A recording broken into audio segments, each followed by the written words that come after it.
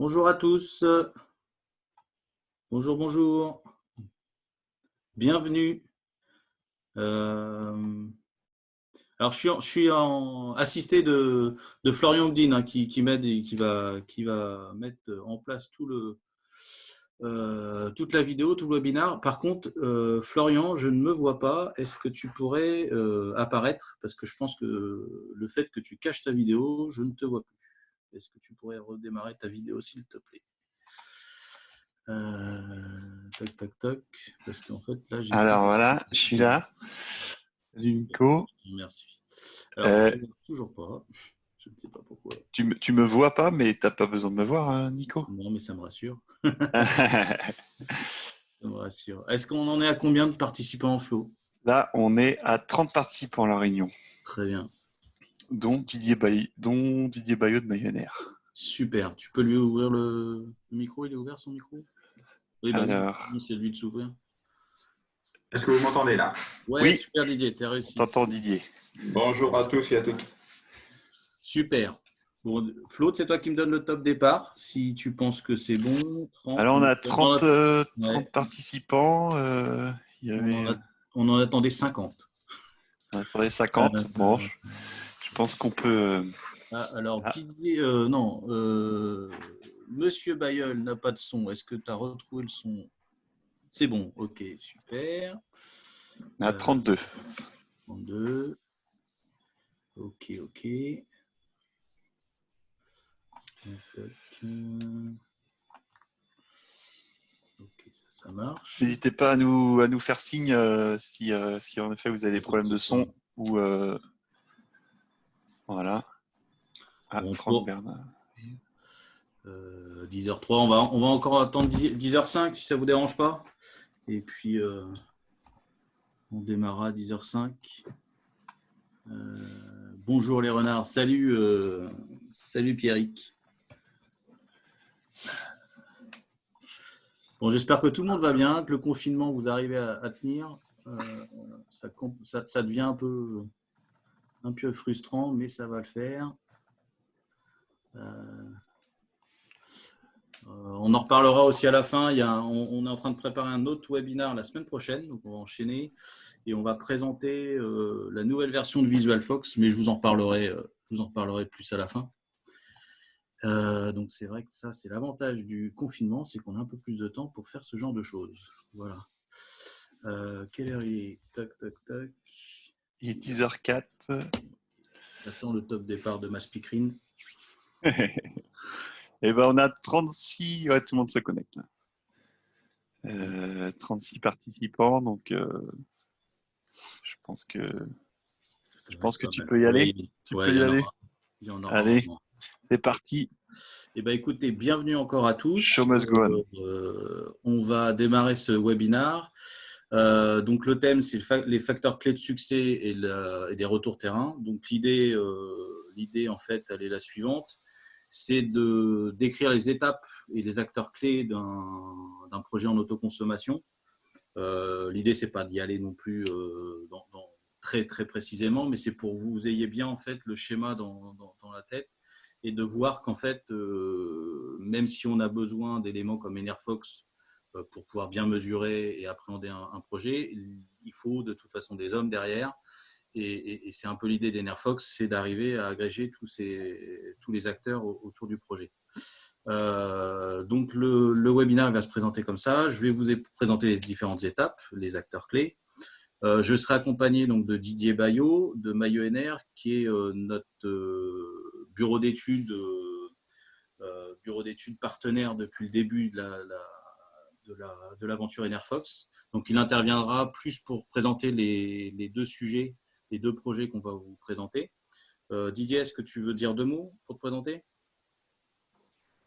Ça va être rapide. Donc, MyNR est une activité de bureau d'ingénierie d'études qu'on a démarré en 2016 avec l'objectif premier d'accompagner la migration du photovoltaïque en vente totale vers le photovoltaïque en autoconsommation, notamment autoconsommation optimisée et intelligente. Voilà. Basé à Laval, en Mayenne.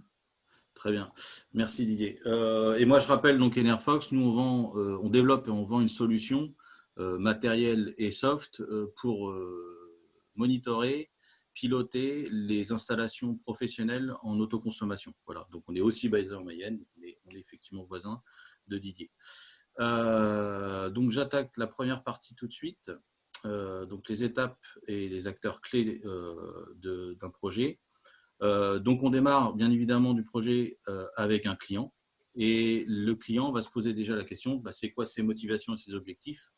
Et donc, ce client-là est un consommateur, c'est-à-dire qu'il consomme et il souhaite agir sur sa consommation et en cherchant à produire, à être un petit peu moins demandeur sur le réseau. Donc, c'est quoi ses motivations? La première, c'est faire d'effacement de factures, donc réduire une part significative de ses factures, maîtriser ses charges de fonctionnement. On est chez des professionnels. Donc, ça parle notamment aux chefs d'entreprise ou aux DAF, puisqu'en fait, ces dernières années, depuis une dizaine d'années maintenant, les charges de fonctionnement en énergie sont importantes et donc, ils ont un besoin de maîtrise de ces charges. Ils ont des contraintes aussi environnementales qui leur sont imposées. Donc, d'aller faire de l'autoconsommation peut répondre à ces exigences environnementales. Il y en a, leur motivation, c'est de produire propre. Ils ont dans leur process et dans les produits qu'ils fabriquent un souhait d'avoir moins d'impact en produisant ces produits-là. Et puis, favoriser le circuit court. Alors ça, nous, on le rencontre beaucoup en fait, chez les agriculteurs bio qui ont cette mentalité de dire je produis avec les éléments locaux plutôt que d'aller chercher des choses à l'étranger. Et l'énergie, c'est pareil, ils ont une volonté depuis toujours de faire avec ce qu'ils ont localement. Donc, c'est aller les ressources en eau, aller puiser sur des sources. Mais l'énergie, maintenant, on a la possibilité de leur amener aussi ce circuit court-là. Les objectifs, donc là, c'est plus chiffré. Donc là, le taux d'autonomie qui est visé généralement dans ce qu'on a constaté et ce que constate aussi Didier de chez Mayener, c'est des taux d'autonomie aux alentours de 10 à 30%. Et un taux d'autoconsommation entre 66 et 100%. On reviendra sur ces valeurs-là, mais c'est ce qu'on constate aujourd'hui sur le choix qui est fait sur l'autoconsommation. C'est à peu près ces valeurs-là qui déclenchent la volonté de faire l'investissement. Et puis, dernier objectif, qui n'est pas des moindres, c'est un 0% d'augmentation de budget. Donc, ça revient un petit peu à la maîtrise des charges de fonctionnement. L'idée, c'est de pouvoir se dire dans 20 ans, j'essaie de stabiliser cette inflation autour de l'énergie. Donc, une fois qu'on a dit ça, le client, il se pose des questions. Donc, il a besoin de définir son besoin. Donc là, les slides, comment elles sont construites, l'idée, c'est de vous montrer quoi et qui va aider le client à répondre à ces questions-là. Donc, l'étude d'opportunité, effectivement, généralement, c'est un bureau d'ingénierie qui va l'aider à définir et à identifier l'opportunité ou pas d'aller faire de l'autoconsommation. On va valider avec lui la faisabilité technique et économique. Donc ça, Didier en reparlera, mais il y a des contraintes techniques de bâtiment ou de foncier. Donc, vérifier que c'est faisable d'aller mettre des panneaux solaires sur son site. Et puis, économiquement, valider que ce qu'il va produire, au tout de moins en autoconsommation, il va pouvoir la consommer en grande partie. Donc, ça validera la partie économique. Et ensuite, le diagnostic électrique et les recommandations qui seront à faire. Alors, c'est à cet endroit-là, si vous voulez, qu'Enerfox va pouvoir agir, puisque là, on a un outil qui va permettre en fait, de prendre les mesures sur site, donc des mesures in situ, et qui vont être traitées et digérées, j'ai envie de dire, par le bureau d'ingénierie pour faire des recommandations et identifier des problématiques qu'il pourrait y avoir sur le site. Un site professionnel, j'en parle à chaque webinaire, mais il y a des comportements électriques qu'il ne faut pas négliger au moment de l'étude de projet. Et puis, de tout ce diagnostic électrique, on va aller faire un dimensionnement et bien définir le projet par la suite. Donc, ensuite, il est accompagné toujours par le bureau d'ingénierie ou un bureau d'études. Alors, quand je parle du bureau d'ingénierie et bureau d'études, ça peut être très bien un bureau intégré chez l'installateur photovoltaïcien. Je ne parle pas forcément d'un bureau externe, bien que l'avantage d'être un bureau externe, c'est que vous êtes neutre, vous avez une certaine neutralité par rapport aux objectifs du client, qui pourraient être perçus différemment si le bureau d'ingénierie est intégré chez l'installateur. Mais bon, ce n'est pas une prérogative pour pouvoir mener cet accompagnement-là. Donc l'accompagnement généralement d'un bureau d'ingénierie, c'est le côté administratif. Alors, est-ce que Didier, tu veux intervenir à cet endroit-là pour définir peut-être un peu ce que ton champ d'action?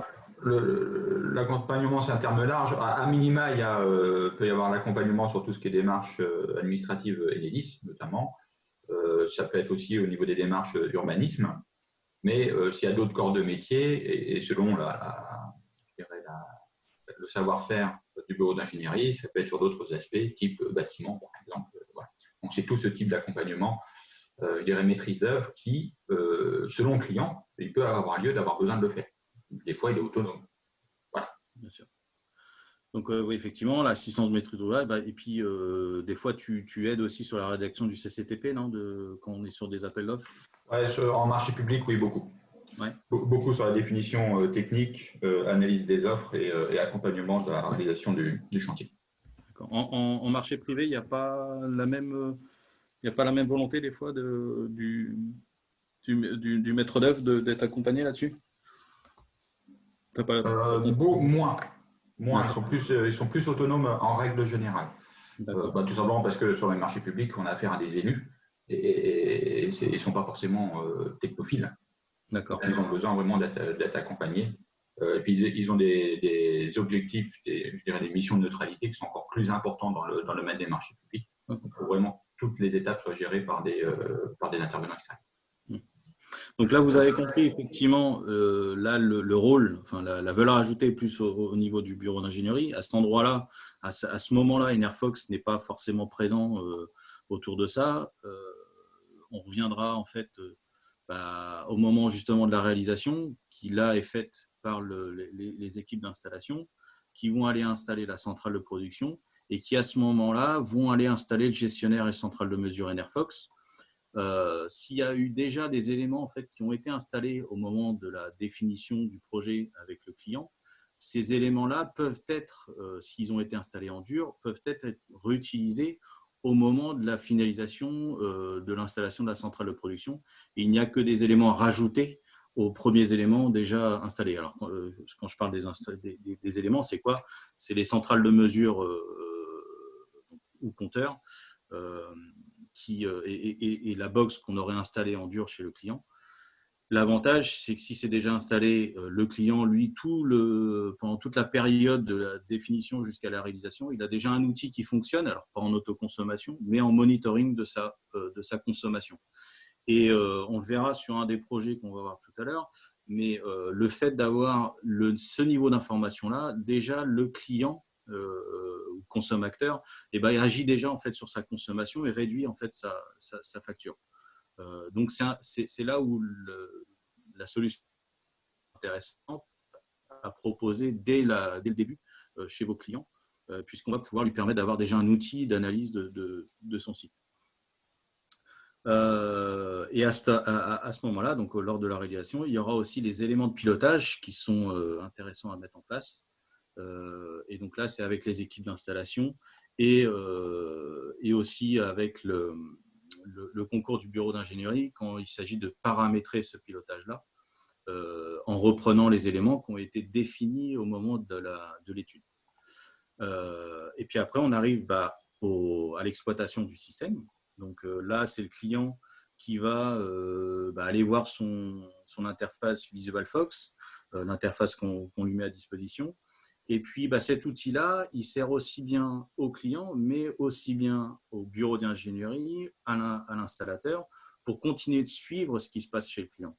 Et en fait, ce qu'on veut, on veut vous montrer ici, c'est que l'intérêt d'avoir ce monitoring partagé avec votre client, il va vous permettre en fait, de mettre en évidence les évolutions futures du site. On peut très, très bien partir sur une étude complète d'autoconsommation, en prévoyant certaines évolutions, mais il y a des évolutions qu'on ne peut pas prévoir et qui sont quand même intéressantes à mesurer, notamment l'évolution de sa consommation. peut-être qu'elle va progresser avec le temps, du fait de nouvelles activités que le client va intégrer sur son site, parce qu'il fait des extensions de son usine, par exemple, des nouveaux bâtiments, donc ça fait des nouveaux besoins en énergie, ou alors des remplacements d'appareils, une machine qui vieillissent et qui n'ont plus du tout le même profil de consommation. Donc ça, ces évolutions-là, vu que vous et le client pouvez les voir, il peut être intéressant finalement de repartir sur un cycle de décision avec lui et l'accompagner dans ces décisions-là pour pouvoir lui proposer finalement une puissance supplémentaire dans 3, 4, 5 ans, on ne sait pas, au cours de la vie du projet. Donc c'est pour vous dire que l'autoconsommation, contrairement à l'injection réseau que vous avez, là je parle plus pour les installateurs qui sont présents, que vous avez connu depuis une dizaine d'années, un client à qui vous avez vendu une centrale, c'est peut-être un peu plus compliqué de revenir vers lui en lui proposant une deuxième centrale en investissement. Là, ça devient intéressant dans l'autoconsommation parce que vous initiez un petit peu plus dans sa vie de tous les jours et vous devenez un peu son conseiller en énergie, au moins pour la partie production, et d'avoir cette visibilité avec lui vous permet en tout cas d'être légitime de lui proposer des extensions à son installation. Donc voilà, j'ai fini pour la première partie. Si vous avez déjà des questions, n'hésitez pas à les poser maintenant. Florian, est-ce que tu as vu des questions et si tu veux me les partager? Je vois qu'il y a des questions. On voit une barre noire qui s'affiche en bas de l'écran. Tu dois avoir une fenêtre ouverte. Je ne sais pas, je ne vois plus ça. Est-ce qu'il y a des questions? Alors, non, il n'y a pas de questions. Il n'y a pas de questions pour le moment. Non. Je pense que voilà, ça va. Il n'y a pas de questions décrites. Si vous avez des questions, n'hésitez pas. Je te tiendrai au courant, Nico. D'accord. Tu vas aller voir les questions, elles vont arriver sur le Mais le ça message de apparaît pas discussion. systématiquement. Alors c'est juste, oui, il y a, en fait, je te disais, il y a une petite barre noire qui s'affiche en bas du slide à chaque fois, et je pense que c'est ton le slide. navigateur c'est ton navigateur ouais. de slide qui doit s'afficher de temps en temps et qu'on D'accord. voit affiché en noir. Bon, si c'est gênant, tu me le dis. Ok. Bon, alors je déroule. Là, je vais faire intervenir un peu plus Didier. Donc là, on est sur 2 projets. Le premier projet, donc on est chez un agriculteur. Alors, attendez, hop, s'il veut bien enchaîner. Voilà. Alors, si on a une question là, Nico, oui. Les autres acteurs clés, du coup, quels peuvent être les autres acteurs clés et comment interviennent-ils et à quel moment? Les autres acteurs clés. Alors, est-ce que. On parle des financeurs là. Ouais, est-ce que ça va être ça, les tiers investisseurs? Je ne sais pas. Là, c'est vrai qu'on est plus axé autour du projet technique. S'il y a des financiers, effectivement, là, ça va être plus au moment de la partie administrative, j'imagine, pour valider le financement. Est-ce que vous pouvez peut-être préciser votre question ou suggérer peut-être d'autres acteurs? Ça peut être intéressant. Les financeurs, oui, comment intervient-il, à quel moment? Donc, effectivement, c'est ça. Donc, si je peux me permettre, Nicolas, oui, vas-y. Je pense que les financeurs, si les financeurs sont des décideurs, je pense que la question ne concerne pas les banquiers, par exemple, ils vont être d'autant plus intéressés d'avoir une étude initiale importante, complète et large, et dans des cas comme ça, d'autant plus par un acteur autre qu'un bureau d'études intégré à un installateur. Parce qu'ils veulent posséder la prise de décision pleine et entière. Voilà, donc c'est plus un retour d'expérience. Voilà. Et ces gens-là, en général, demandent des études de pire cas. Si l'électricité n'augmente pas comme prévu, si mon site baisse de consommation de 30%, qu'est-ce qui se passe? C'est ça. Effectivement, dans les études, je sais que MyENR, c'est ce que tu fais, tu étudies plusieurs scénarios et tu les présentes au client. Donc, effectivement, l'investisseur, lui, sera intéressé à connaître tous ces scénarios-là. Alors, je vois qu'il y a une précision, là, il y a une autre question. Bonjour à tous, merci pour ce webinaire. Une réalisation des études de faisabilité d'apport en énergie très en amont, dans laquelle nous intégrons les coûts d'investissement. Sur quels coûts d'investissement devons-nous partir pour intégrer votre solution. Quel ratio? Le ratio aujourd'hui d'une solution en monitoring, il est assez faible en réalité. C'est pas le prix d'un onduleur. Enfin, j'ai envie de dire, c'est une partie de l'investissement, mais il est assez anecdotique par rapport à ça. Et c'est toujours très compliqué de répondre à la question du coût sans avoir un projet en face. J'aime pas répondre à ce genre de questions, mais ça dépend. Ça dépend de pas mal de choses. Tout ce qu'on sait, c'est que le modèle économique d'Enerfox, systématiquement, il est justifié par le fait de l'effacement qui est fait par le client. Et le coût que nous, on va représenter est assez anecdotique par rapport au reste. Les panneaux, les onduleurs, toute l'installation reste la grosse majorité de l'investissement de votre client. Et nous ne sommes qu'une partie, mais on est une partie un peu importante pour justement vérifier que ce qui a été vendu au client, on est bien dans les clous. Donc c'est la seule réponse que je peux vous faire, c'est ça. Si vous avez un projet, et là, moi, je serais très heureux de vous chiffrer ça. Et Nicolas, votre propre opinion. Oui. J'essaierai d'amener des éléments de réponse dans les exemples des deux projets pour concrétiser un petit peu. Ok. Bon, si j'ai pas d'autres questions, mais effectivement, vous aurez peut-être des réponses dans la suite. Donc, je vais enchaîner du coup sur le projet. Donc, cas d'une exploitation agricole, donc on présente souvent ce même cas-là, mais c'est celui où on a eu le plus de recul pour l'instant. Donc, c'est sur une exploitation laitière en Mayenne. Ouais, je prends la parole. Ouais, je vais te la passer, Didier, pas de souci. C'est juste que j'introduis le truc. J'en parle quasiment à chaque installation, à chaque présentation, ce sujet-là. Mais aujourd'hui, on va le voir un peu plus en détail et justement par le biais de la vue du bureau d'ingénierie qui a fait toute l'étude et l'accompagnement du client. Donc, à Didier, c'est à toi. D'accord, merci Nicolas. Donc là, vous avez une vue aérienne de cette exploitation récente. Et elle est un peu à l'image de celle de la première fois où j'ai rencontré ce client-là, puisque l'étude date de 2016. Donc ce projet-là a un recul de 3 ans et demi. Donc c'est pour ça qu'on voulait le présenter aujourd'hui, parce que là, on a un vrai recul sur la perception du client et sur les résultats.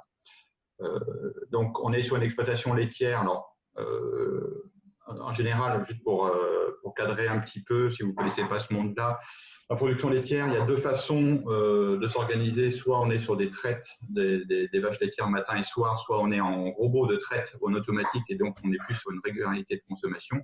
Là, dans ce cas précis, on est sur une exploitation où, avec traite matin le soir, ce qui n'est pas favorable à l'autoconsommation, vous imaginez bien. En 2016, un peu plus de 700 000 litres de lait pour une consommation électrique annuelle de 54 000 kWh. Un abonnement faible, on est en tarif bleu, on a 24 kVA. Et à l'époque, je vois que le bas du slide est masqué, donc on ne voit pas, l'estimation du coût du kilowattheure effaçable. Ah non, c'est bon, Nicolas, c'est pas grave, je vais le mentionner. Était à l'époque de 13 centimes le kilowattheure. C'est-à-dire que chaque kilowattheure non acheté mais fourni localement permettait d'économiser 13 centimes. Donc la problématique de ce client-là à l'époque et ses objectifs, c'était qu'il avait besoin de remplacer ce qu'on appelle son tank à lait, c'est-à-dire l'élément qui récupère, refroidit et maintient à température le lait le temps qu'il soit collecté. Et à cette occasion-là, le client souhaitait passer à la phase suivante du photovoltaïque, c'est-à-dire autoconsommer, puisqu'il était déjà habitué à faire de la vente totale. Voilà. Si tu peux passer à la slide suivante, s'il te plaît. Donc, pour vous donner quelques dates, sur ce projet-là, on a fait un cycle complet et on est prêt à démarrer le deuxième cycle. C'est-à-dire que l'étude d'opportunité, de faisabilité technique et économique a eu lieu fin 2016 pour une réalisation de l'installation photovoltaïque, donc en bas, oui, qu'on ne voit pas, qui a été mi-2017. Donc on a pas mal de recul. Ce qui est important de mentionner, c'est que l'étude initiale en 2016 prenait un certain nombre d'hypothèses qui ne se sont pas forcément vérifiées, parce qu'on est sur la vraie vie d'un site professionnel, donc il y a des choses inattendues qui se passent et d'autres qui sont attendues. Parmi les choses qui se sont passées, donc si vous voyez en bas à gauche, il y a eu tout d'abord l'acquisition d'un tank à eau glacée, donc ça c'était prévu. Un tank à eau glacée, c'est quoi? C'est une des technologies qui existent pour stocker le lait, le refroidir, le passer de 38 degrés à 4 degrés, qui consiste en fait à pré-refroidir un volume d'eau qui va se transformer donc en un volume mélangé d'eau et de glace. Et c'est cette eau-là, froide, qui va en circuit fermé. Non, arrête de bouger ta souris, Nicolas, parce que ça met des blocs partout. Pardon. C'est Florian qui me demandait. Et cet ensemble d'eau et de glace, après en circuit fermé, permet de refroidir le lait au fur et à mesure du besoin. Ensuite, il y a eu une augmentation de l'activité du site. Donc ça, ce n'était pas du tout prévu. Hein. Comme vous voyez, on est passé de un peu plus de 700 000 litres de lait à plus d'1 150 000, hein, donc plus de 30% d'augmentation d'activité. Donc forcément, une augmentation de la consommation électrique du site. Donc ça, ce n'était pas prévu. Et après, a été mis en place le pilotage du tank à eau glacée parce qu'en 2016, Enerfox n'existait pas. Il n'y avait pas les services actuels que Enerfox proposait. Donc, ça a été mis en place par la suite. D'abord sur le tank en 2018 et ensuite sur le ballon d'eau chaude sanitaire fin 2019. Donc, toutes ces évolutions-là font déjà que la base de référence de 2016 n'est plus vraie. Et ensuite, ça a amené des idées aux clients qui, aujourd'hui, se lancent sur une nouvelle activité, s'appuyant notamment sur le fait qu'il peut se fournir un kilowattheure pas cher localement. On y reviendra tout à l'heure. Si tu peux passer. Donc, au niveau de l'étude initiale, donc, les éléments clés, hein, c'était quoi? C'était de faire une mesure sur site, hein, sur un certain nombre de semaines pour avoir une vue précise et représentative de ce qui se passe sur le site, de mener une analyse électrique et énergétique. Tout ça pour construire des scénarios. Et ça, c'est vraiment l'élément important, des scénarios énergétiques, électriques et économiques possibles et présentés aux clients. Les paramètres sur lesquels on a joué, c'était quelle typologie de tank allait on utiliser, soit un modèle plus standard, à des temps directs, hein, pompe à chaleur, soit un modèle à eau glacée et quel dimensionnement. On regardait aussi au niveau du ballon d'eau chaude sanitaire, est-ce qu'on conservait l'existant ou est-ce qu'on passait sur un modèle de type, par exemple, ballon thermodynamique ou solaire thermique. Et puis, le dimensionnement du photovoltaïque. Donc, il y a un certain nombre de scénarios de regarder. Et celui qui a été retenu à l'époque par le client a été un 17 kW crête avec un tank à eau glacée qui a une capacité de stockage de glace de 800 kg. Donc, ça peut vous paraître faible, mais je rappelle, à cette époque-là, il n'était pas prévu qu'il y ait d'augmentation d'activité. On était sur 54 000 kWh et il n'était pas prévu qu'on pilote le tank ni le ballon. Sur ces données-là, les espérances de performance prévues, ne tenaient pas l'étude, on les voit un peu à droite, c'était une capacité d'autoconsommation du photovoltaïque des 2/3, donc à 66%, et une indépendance du site ou autoproduction de l'ordre de 20%. Donc, si on passe à la slide suivante, on va voir. Ouais. Juste pour expliquer aussi, à la suite de ça, Enerfox, dans l'outil, comme on l'a pensé, on a justement réfléchi aussi à intégrer cette prise de mesure sur site. Et cette expérience-là a bien montré justement l'importance de bien monitorer dès le départ.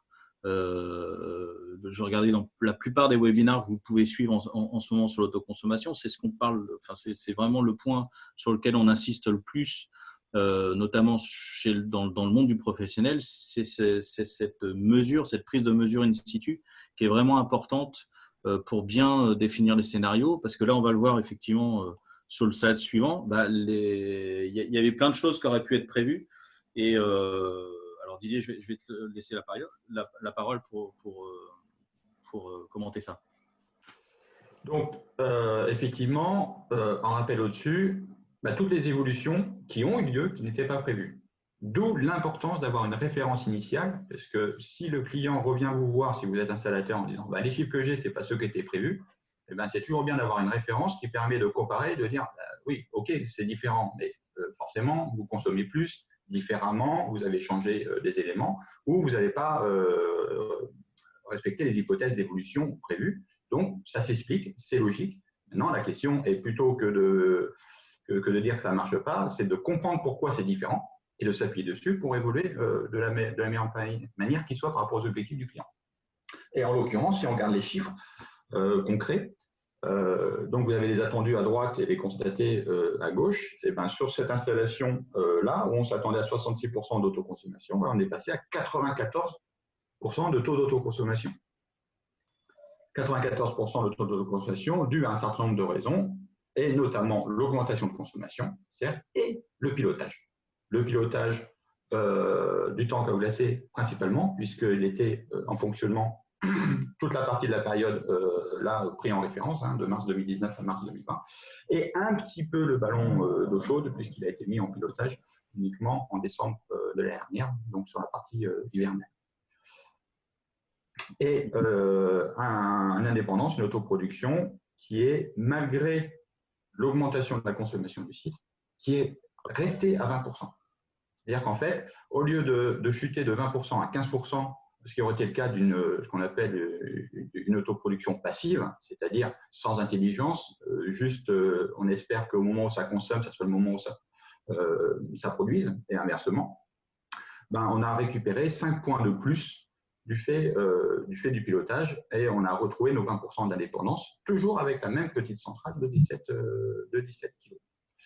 Donc ça, énergétiquement, déjà, c'est des chiffres qui sont très importants. On est sur des résultats très probants. Mais si on réfléchit un petit peu au niveau économique, même si on n'a pas fait l'analyse là, vous comprenez bien qu'entre une autoconsommation à 66%, vous avez 34% potentiellement valorisables à 6 centimes. Bah, ces 34%, vous les passez en 28% valorisés à 13, 14, 15 centimes en économie et uniquement 6% au prix modique de 6 centimes. Donc économiquement, ça change complètement la donne. Alors, est-ce que Florian, il y a des questions déjà sur ce slide-là? Je ne les vois pas et je voudrais pas. Est-ce que tu peux nous dire, Florian, s'il y a des questions? Alors, du coup, non, pas de questions, pas de questions de plus là par rapport à la présentation. Ça va sûrement peut-être venir, n'hésitez pas. Okay. Je vous tiens au courant s'il y a des questions. Ok, donc on continue. Donc là, tu vas reprendre la main, mais là, du coup, ce qu'on s'est amusé à faire avec Didier, c'est de se dire, si on avait eu Enerfox à l'origine du projet, et ben voilà comment Didier aurait fait sa préconisation auprès du client. Et c'est là que ça devient intéressant. Voilà. C'est-à-dire que connaissant maintenant la capacité de pilotage et la finesse de pilotage possible, que ce soit sur le tank ou le ballon d'ailleurs, et ben en fait, en reprenant les données de l'époque, je rappelle, 700 000 litres de lait par an, 54 000 kWh de consommation, et ben, le scénario optimum n'aurait pas du tout été à 17 kWh, mais il aurait été à 55 kWh. Et on aurait conservé le même tank que celui qui a été préconisé à l'époque. Et on serait passé avec un 55 kWh où on serait toujours à 66% de taux d'autoconsommation. Donc un taux d'usage qui est bon. Par contre, en termes d'indépendance du site, là, on expose complètement les chiffres, puisqu'au lieu d'être à 20% d'autonomie, on serait monté à 64%. 64%, c'est-à-dire les 2/3 d'indépendance. Pourquoi? Parce qu'on est sur un site où c'est vraiment spécifique à ce métier-là. La consommation pour maintenir toute la production laitière, c'est la première source de consommation d'un site. Donc ça, plus l'eau chaude, si c'est bien maîtrisé et que vous montez en capacité de production et que vous allez chercher l'autoconsommation en plus sur la traite du matin, sur la traite du soir, eh bien, vous dépassez les 50% d'autonomie, ce qui sont des chiffres absolument excellents. Donc, voilà. Ouais, vas-y. Non, mais on reviendra sur les gains. En fait, je veux dire, passer de 17 à 55, on fait un x3. Et pour répondre à la première question qu'il y a eu tout à l'heure, le coût du kilowatt crête installé entre un 17 kW crête sans Enerfox et un 55 kW crête avec Enerfox, le coût du kilowatt crête à 55 kW crête est bien plus faible, malgré l'inclusion d'Enerfox, du fait de l'effet d'échelle. Donc, Alors, pour du le coup, client, il n'y a pas de débat. là, nous, on vous a parlé de ça parce qu'on connaît, on connaît le sujet. Le mieux, c'est d'écouter finalement le client final. Là, Bonjour à toutes, bonjour à tous. Alors aujourd'hui, donc, nous allons découvrir donc, l'exploitation donc, de Monsieur Colas, qui se situe à Livry-la-Touche en Mayenne.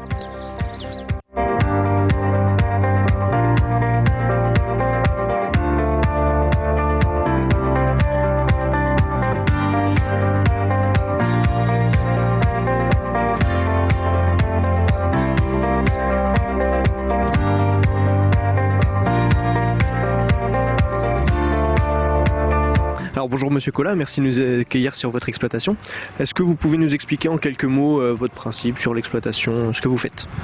Bonjour, oui, on est en société avec ma femme sur l'exploitation. C'est une ferme laitière principalement, donc on a 135 hectares et 120 vaches laitières et la suite, les génisses.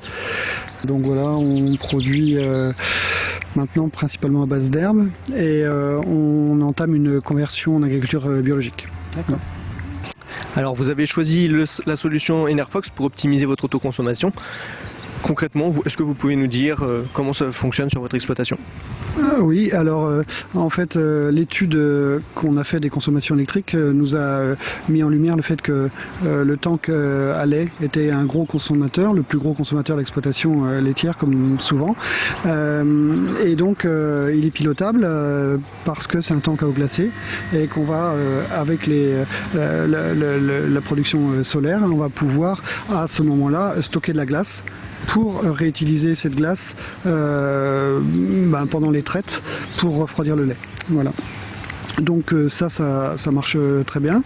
Ensuite, on a vu qu'il nous restait encore un petit peu de solaire disponible. Et donc dans ce cas, on a Enerfox a connecté le chauffe-eau, piloté le chauffe-eau pour pouvoir absorber les suppléments.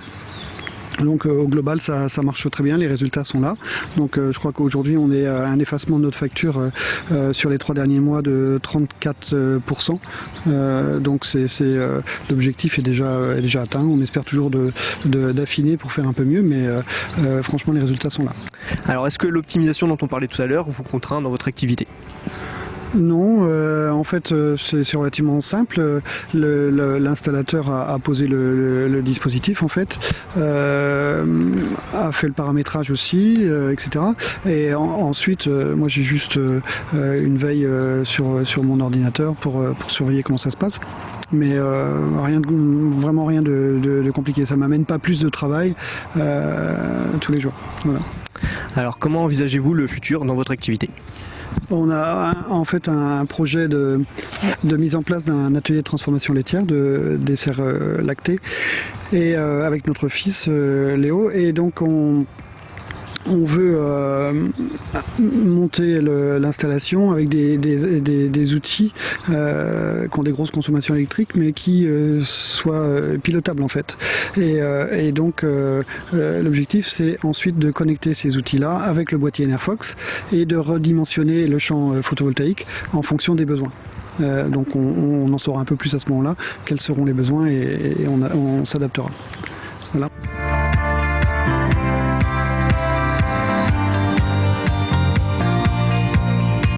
voilà, donc là, le choc des images plus que les mots. Ce qui est vraiment intéressant de voir, c'est, vous voyez, le client vous dit bien, ce n'est pas une contrainte pour lui dans l'utilisation.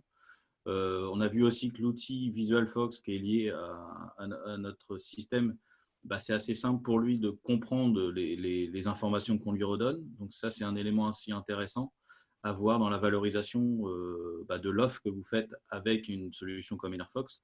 C'est que votre client final est aussi acteur de son système. Même si vous lui proposez des services d'accompagnement, de maintenance, ce genre de choses, c'est toujours bien de montrer au client qu'il est chez lui, qu'il a encore la main et qu'il a les mêmes informations que vous pour étudier un petit peu l'avancée de son projet. Donc, moi, la conclusion sur ce sujet-là, peut-être que Didier, tu pourras compléter, mais c'est des gains pour tout le monde dans la chaîne. Pour le client, c'est une rentabilité d'investissement puisque on a réussi là, on a vu à a gagné 44% d'indépendance supplémentaire, alors qu'il a augmenté sa consommation. Pour le bureau d'études, ça lui a permis, lui, de se différencier par rapport à la concurrence, parce que le fait d'aller piloter, de pouvoir mettre des pilotages vraiment spécifiques au bâtiment sur lequel on est installé, c'est pas toujours évident. Et Enerfox est là justement pour aider les bureaux d'études, les bureaux d'ingénierie à imaginer des nouveaux paramètres de pilotage et de les intégrer dans le système. Donc ça, c'est aussi une force d'Enerfox, c'est d'adapter aussi son outil en fonction du client. Et puis, dernier point pour l'installateur, le professionnel du photovoltaïque, c'est que ça peut lui permettre, et là, Didier lui disait, on va pouvoir proposer plus de puissance au client si dès l'étude, on a les bons éléments d'enregistrement de son profil de consommation. Donc, vous voyez, dans un système comme ça, tout le monde est gagnant grâce à la lisibilité qu'on a sur le client. Voilà, Didier, tu as peut-être des choses à compléter si tu veux sur ton expérience. Juste mentionner que d'un point de vue du point de vue bureau d'ingénierie ici, c'est que je vais avoir une deuxième étude à la clé parce qu'on va redémarrer un cycle, donc c'est pas anodin, c'est plus un client, c'est une clientèle, donc il y a une notion de maintien de la relation. Et puis, même au-delà de ça, situation très personnelle, c'est que cette capacité d'autoconsommation a amené les clients à penser à des nouvelles activités à haute valeur ajoutée, un développement économique circuit court, et ça, forcément, moi, ça me plaît. Donc voilà. Est-ce que vous avez des questions sur cette session-là ou on peut passer sur la suivante? Est-ce que Flo, est-ce que tu as vu des questions ou des remarques? Non, il n'y a pas de questions spécifiques. Il y a Pierrick Sarenko qui demande si on peut transmettre le lien de la vidéo. Voilà. Alors, je sais que Pierrick, il avait une remarque qu'il m'a fait par texto en sous-marin. Il y avait une petite erreur effectivement dans les chiffres. Je te remercie de l'avoir remarqué. Mais ça me permet aussi de poser une question à Didier. Donc, c'est ici, 46 plus 38, ça ne fait pas 94, effectivement. Ça fait 84, donc il manque une dizaine. Mais par contre, Didier, il y a quand même un truc personne n'a pas à relever. Est-ce que ça veut dire que ton étude n'était pas bonne puisque finalement le constaté est de 46% alors qu'on était parti sur du 66%? Est-ce que ça, tu peux expliquer ça? Alors, il y a une différence notoire entre l'attendu et le constaté qui se traduit dans ces chiffres-là. C'est-à-dire que dans l'attendu, historiquement, comme on ne prévoyait pas de pilotage, on s'était dit, pour faire de l'autoconsommation optimum, il vaut encore mieux forcer le fonctionnement du tank à eau glacée en journée, quitte à consommer de l'heure pleine. Parce que vous imaginez bien que si vous avez une météo médiocre, qu'en faisant fonctionner le tank à eau glacée en journée, ça se trouve, vous allez prendre en charge qu'une petite partie de sa consommation, le reste va être en heure pleine au prix fort. D'accord ? Et c'est à ce prix-là qu'on arrivait à atteindre 66%. Quand on commence à avoir du pilotage intelligent, c'est-à-dire que là, on va partager la consommation du tank entre de l'heure solaire, de l'heure creuse la nuit par anticipation, donc moins cher, et éventuellement un petit reliquat d'heure pleine. Et c'est pour ça que la partie d'autoconsommation passive baisse effectivement, parce qu'on ne va plus forcer le ballon et le tank en journée sur des consommations d'heure pleine économiquement aberrantes. Voilà pourquoi ce chiffre baisse et la part d'autoconsommation pilotée augmente. Oui. Donc, il y a un aspect économique derrière très important. Oui, effectivement, c'est pour ça. Et, alors, j'ai des questions qui arrivent. Ah, d'accord. Alors, je complète le truc, je répondrai à la question. C'était aussi pour expliquer pour les personnes qui n'auraient pas participé au dernier webinar, c'est justement expliquer aussi la force du pilotage Enerfox. C'est cette part d'anticipation en fait de production solaire qui est prise en compte dans le pilotage.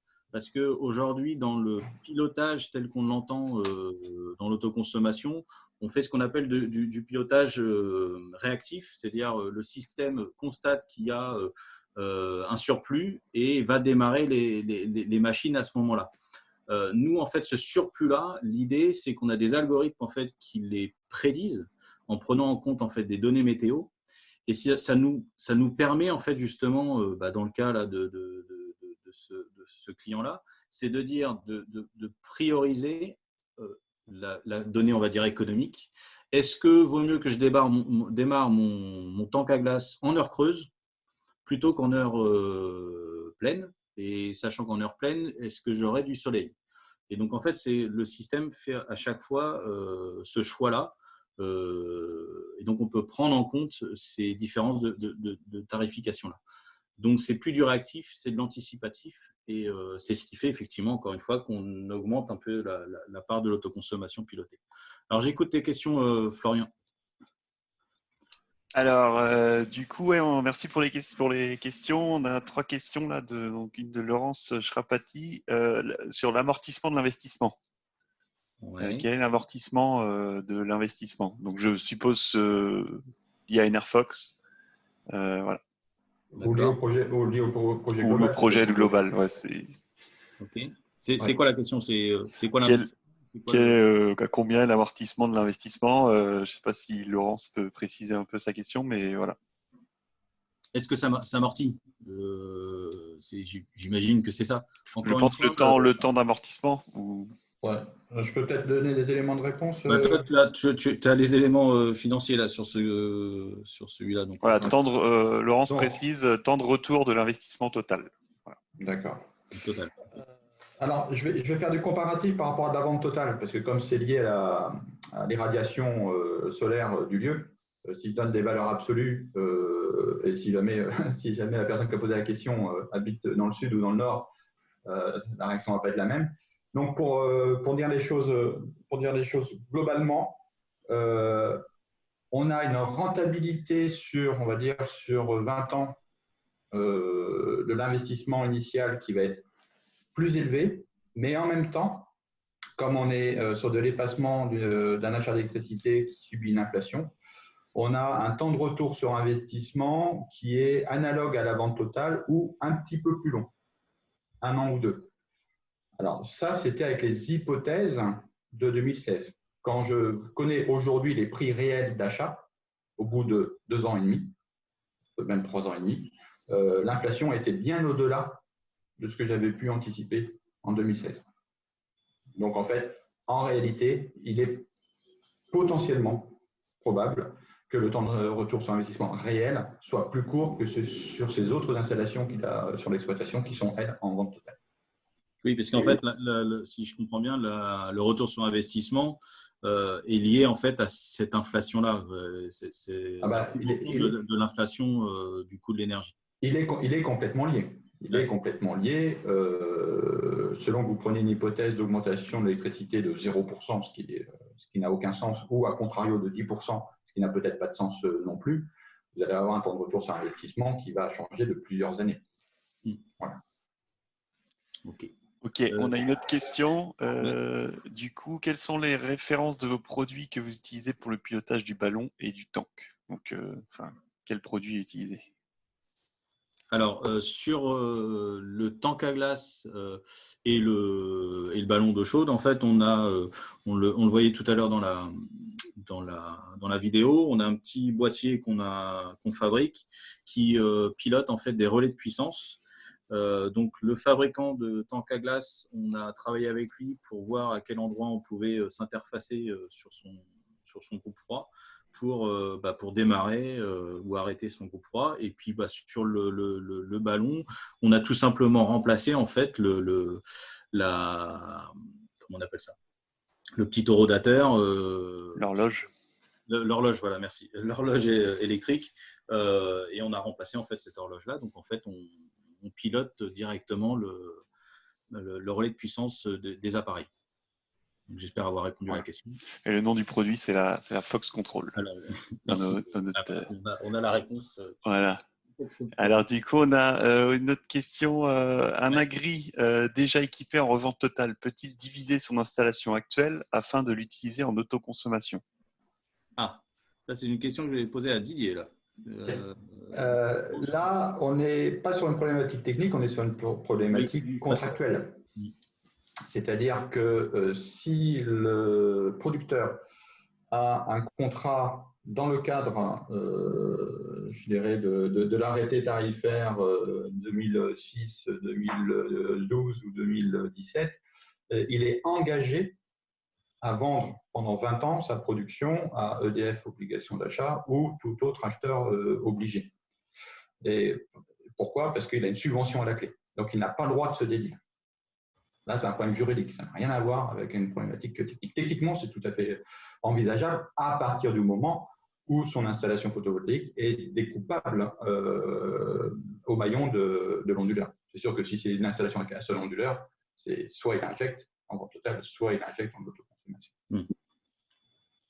Ok. Et donc, c'était 3 questions, c'était ça? Voilà, c'est ça.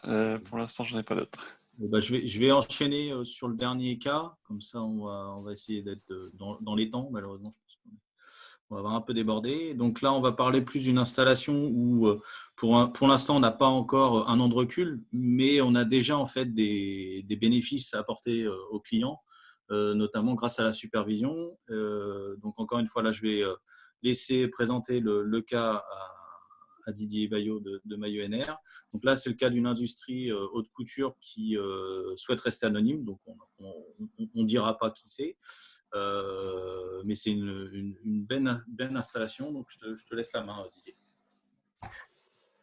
Oui, donc, vous avez une photo là qui donne donc, les éléments clés. Hein. Donc là, on est vraiment sur de l'industriel. Pur et dur, hein, donc avec un rythme d'activité qui est assez standard pour de l'industrie, donc 5 jours par semaine, 5 semaines de fermeture annuelle, donc 3 semaines en août, 2 semaines en décembre. Il y a à peu près 130 personnes qui travaillent là-bas. 350 000 kWh de consommation électrique annuelle pour un abonnement au tarif jaune, enfin de type jaune, à 168 kVA. Le coût du kilowattheure effacable au moment de l'étude, alors désolé, je ne suis pas sûr que vous voyez les chiffres, c'était entre 8 et 10 centimes. Moi, je les vois, c'est bien. entre 8 et 10 centimes effaçable, 8 centimes en été, 10 centimes en hiver. Donc, ça, c'était au moment de l'étude. Je reparlerai de l'inflation tout à l'heure. Donc là, l'objectif du client, c'était de faire une action dans le sens de la transition environnementale, on va dire ça, mais qui soit en même temps économiquement le plus pertinent possible. Voilà, c'était le cahier des charges initial de l'étude. Si tu peux passer à la suivante. Merci. Donc, quelques dates. Donc, l'étude de faisabilité a été faite fin 2018, donc il y a 1 an et demi. Et je dirais la réalisation s'est faite courant 2019 avec 2 étapes clés qui est d'abord la mise en fonctionnement de la supervision Enerfox, donc en septembre 2019. Donc à ce moment-là, il suivait la consommation et non pas la production, puisqu'il n'y avait pas de production, en tout cas on n'était pas en mode opérationnel au niveau de la production photovoltaïque. Et puis, la centrale photovoltaïque elle-même est en service depuis peu, puisque c'est en mars qu'elle est en fonctionnement.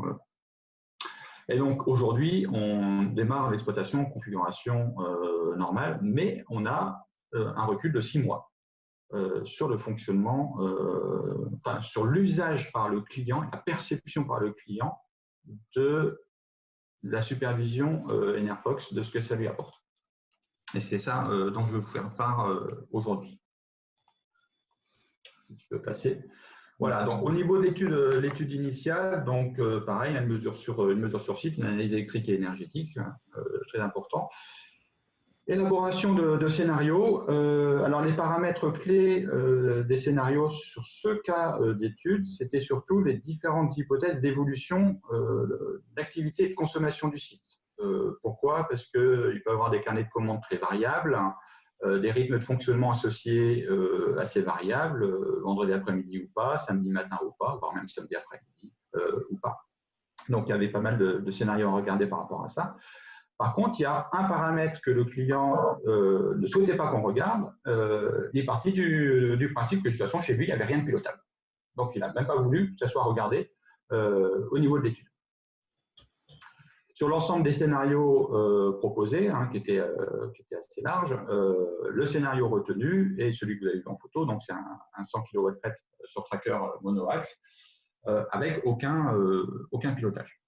Les chiffres attendus de performance, vous les avez à droite, on s'attend à peu près 78% de taux d'autoconsommation de l'installation et un effacement à peu près d'un tiers de la facture énergétique.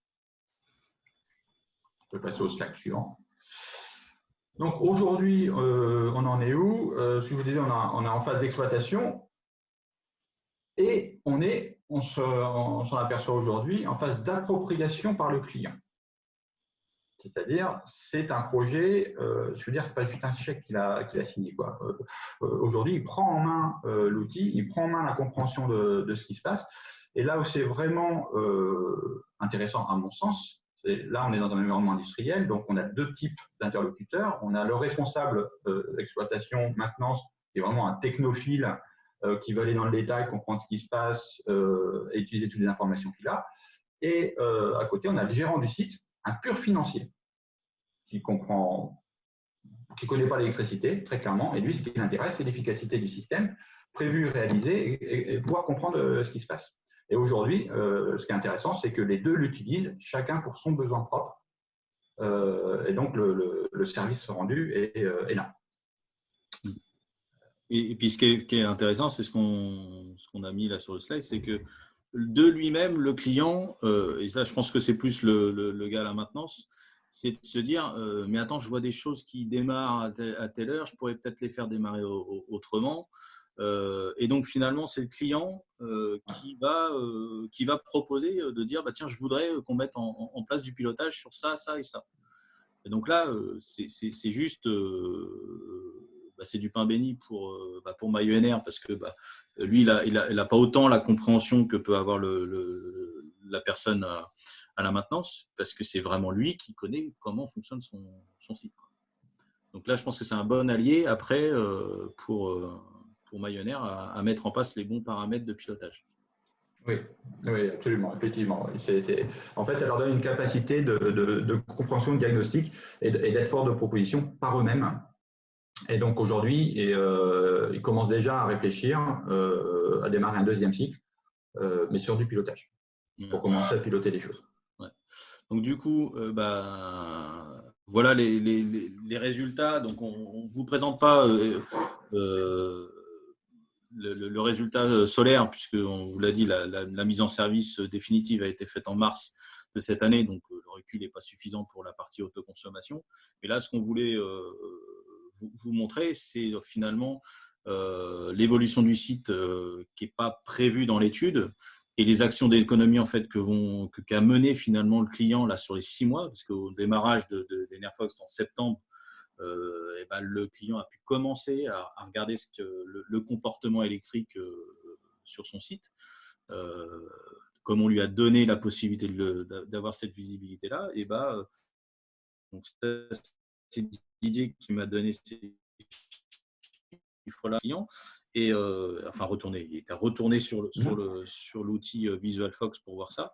Et force est de constater, c'est qu'il a mis en place des actions pour diminuer sa consommation. Donc là, on ne parle pas de production solaire, on parle de sa consommation. Et donc, ça fait partie de l'autoconsommation. Ces actions-là vont améliorer automatiquement le taux d'autoconsommation ou le taux d'autoproduction du site. Donc là-dessus, si tu as des choses à préciser, Didier. Oui, alors juste pour être précis sur les chiffres, pour que ce soit bien clair, donc ce que vous voyez là, les 473 kWh en jour d'inactivité et 1270 kWh en jour d'activité, ça, c'est l'étude, c'est la mesure sur site qui a été faite. Les chiffres à droite, c'est la constatation après 6 mois d'usage. Là où c'est vraiment ce que je voulais mettre en avant, c'est qu'ils ne m'ont pas appelé pour savoir ce qu'ils avaient à faire. C'est moi qui les appelais en disant « mais votre consommation a baissé, est-ce que vous avez baissé votre rythme d'activité? Vous avez des baisses de commandes, vous avez eu quelque chose ?» Et la réponse est non, pas du tout. Ben non, on a regardé l'outil, on a découvert que telle machine en veille consommait énormément, qu'on pouvait l'arrêter, on a découvert ceci, on a découvert cela. Et le fait d'avoir accès, moi en tant que bureau d'ingénierie, à l'information, ça m'a permis de revenir vers eux, d'être force de proposition pour aller plus loin. Et eux, ils ont été force de proposition d'eux-mêmes par rapport à leur propre activité pour baisser, et de façon absolument notoire, parce qu'on est quand même sur du moins 24% de consommation globale. Et ça, pour revenir à la toute première question qu'on a eue tout à l'heure, non seulement le retour sur investissement de la partie supervision par elle-même est rapide, mais ça a même englobé le coût de l'étude. Donc, en moins d'1 an, il a déjà effacé tout ça. Donc, on lui a permis, en lui donnant les moyens de comprendre ce qui se passait chez lui, d'optimiser sa structure de coût de fonctionnement, ce qui est un élément clé de survie d'une usine. Et pour être précis aussi, parce qu'on pourrait soupçonner d'avoir truqué les chiffres, c'est avant le confinement, qu'on soit juste bien d'accord. On n'a pas triché avec le confinement. C'est bien il me semble qu'on en a parlé, c'était au mois de janvier ou février, ça, que tu avais déjà regardé, Didier. Oui, en fait, ce qui est intéressant de voir, c'est que par exemple, les 1270 kWh, là, entre septembre et aujourd'hui, on les voit baisser graduellement. Donc, on voit que ça n'a pas été juste une action. Ça a été un ensemble de petites actions mis bout à bout qui, aujourd'hui, arrivent à ça. Donc, ils ne sont peut-être pas au bout des actions, hein, ils vont peut-être aller encore plus loin. Donc, tu avais encore d'autres choses? Ouais, donc, effectivement, le ROI, comme on disait tout à l'heure, le retour sur investissement justifie. Donc, encore une fois, les gains pour les acteurs autour de ce sujet-là, c'est ce qu'on vient de dire. Là, le client est vraiment devient consommateur. Donc, on a un outil qui est compréhensible.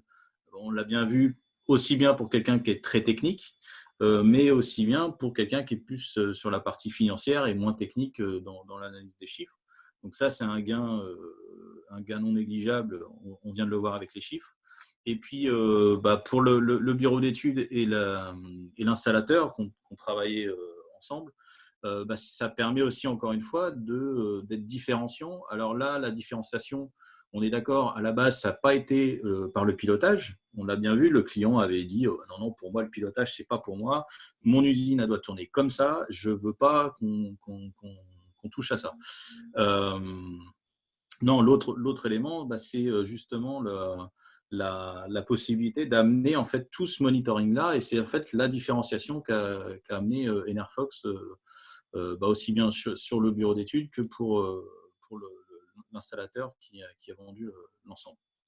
Voilà. Est-ce que vous avez des questions sur ce sujet-là? Florian, est-ce que tu as des questions? Alors, non, on n'a pas de nouvelles questions qui sont arrivées. Ça va peut-être venir par rapport au dernier slide.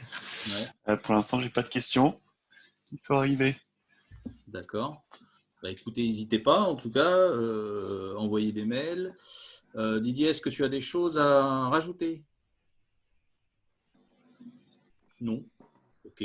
Non, pas particulièrement. Non, c'était plus répondre aux questions, aux interrogations ou aux remarques éventuellement. Mais si vous avez des questions qui vous viennent par la suite. Alors, moi, si je peux faire un mot de conclusion dans tout ça, puisque le thème c'était les acteurs, enfin les facteurs clés de succès d'un projet en autoconsommation.